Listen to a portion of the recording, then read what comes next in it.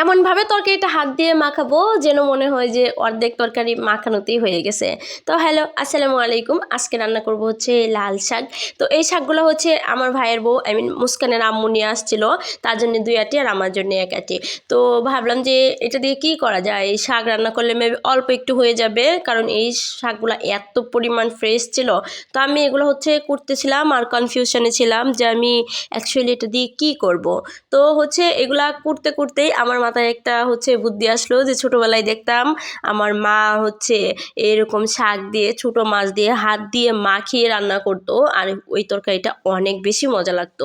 তো গ্রামের যে সবজির সাথে এই সবজিগুলোর তুলনা দিলে কেমন হবে আমি জানি না, বাট এইগুলাও কিন্তু অনেস্টলি অনেক বেশি হচ্ছে সতেজ ছিল, মনে হয় যে জমি থেকে মাত্রই উঠে আনছে। তো যেহেতু আমি ডিসিশন নিয়ে নিয়েছি এটা দিয়ে তরকারি রান্না করব, তাই ভাবলাম যে এর সাথে একটু আলু দিই, যেহেতু শাকগুলা মিলিয়ে একদম অল্প হয়ে যাবে, একটু আলু দিলে তরকারিটাও খেতে ভালো লাগবে। আর আলু তো হচ্ছে জাতীয় সবজি, এটাকে হচ্ছে যে কোনো তরকারির সাথে দিলেই এটা খুব সুন্দর মানিয়ে নিতে পারে। তো এর জন্য হচ্ছে আমি কিছু আলু কেটে নিচ্ছি। আমি চপিং বোর্ডে হচ্ছে এতটাও হচ্ছে কাটাকুটিতে অভ্যস্ত না। তো এই যে দেখো, এইখানে হচ্ছে আমি নিচ্ছি কাঁচামরিচ আর পেঁয়াজ। আজকে হচ্ছে শুধু কাঁচামরিচ বাটা দিয়ে তরকারিটা রান্না করব। একটা কথা বলি যে পাটায় বেটে যে কোনো মশলা দিয়ে তরকারি রান্না করলে সেই তরকারির স্বাদ কি আর বলবো, মানে মুখে লেগে থাকার মতো। আর তারপরে আজকের আমার এই তরকারিটা এত মজা হয়েছিল যে হচ্ছে খাইতে বইয়া শুধু ভাত কি খাবো, তরকারিটা দিয়েই শুধু খাইছি। তো এখানে কিন্তু আমার বাটাও শেষ, আমি হচ্ছে সবটা পেঁয়াজ এখানে ইউজ করব না। আর এইটা হচ্ছে আমার একটা জাতীয় কড়াই।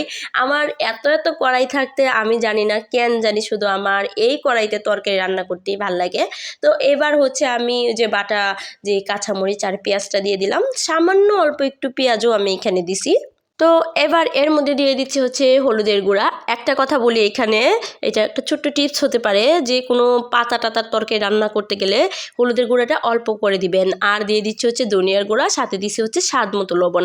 আর পাতার তরকারিতে লবণও একটু কম দিবেন, কারণ এই সবজিগুলো একটু বেশি বেশি খাইতে কিন্তু ভাল লাগে। এখন হচ্ছে আমার হাতটাকে কাজে লাগাবো, এই হাতটা দিয়ে এই তরকারিটা এত পরিমাণ কষলাইছি আমি, মানে কষলানোতেই মনে হয়েছে যে অর্ধেকটা হয়ে গেছে। এবার দিয়ে দিলাম হচ্ছে তেল। তো তেল ঢালতে ঢালতে আমি অনুমানই করতে পারতেছিলাম না যে কতটুক দিব। এইখানে কিন্তু হচ্ছে আমি আরেকটা জিনিস দিয়েছিলাম, সেটা হচ্ছে চিংড়ি মাছ বেটে রাখছিলাম, সেটা দিছি। আর তার সাথে হচ্ছে চিংড়িগুলাও দিয়ে দিছি। ভিডিও লং হয়ে যাবে বিদায় আমি হচ্ছে একটু স্কিপ করে দিয়েছিলাম। তো হচ্ছে পানিটা আপনারা একটু কম দিবেন, আমার মনে হলো যে পানিটা একটু বেশি হয়ে গেছে। তারপরও আলহামদুলিল্লাহ এই তরকারিটা এত বেশি ভাল লাগছে যে অনেক দিন পর গ্রামের যে সবজির একটা ফিল পাইছি। এটা কিন্তু আসলে অনেক মজা, যারা গ্রামে থাকেন তারাও কিন্তু এভাবে রান্না করে খেয়ে দেখতে পারেন। তো ভালো থাকবেন সবাই, আল্লাহ হাফেজ।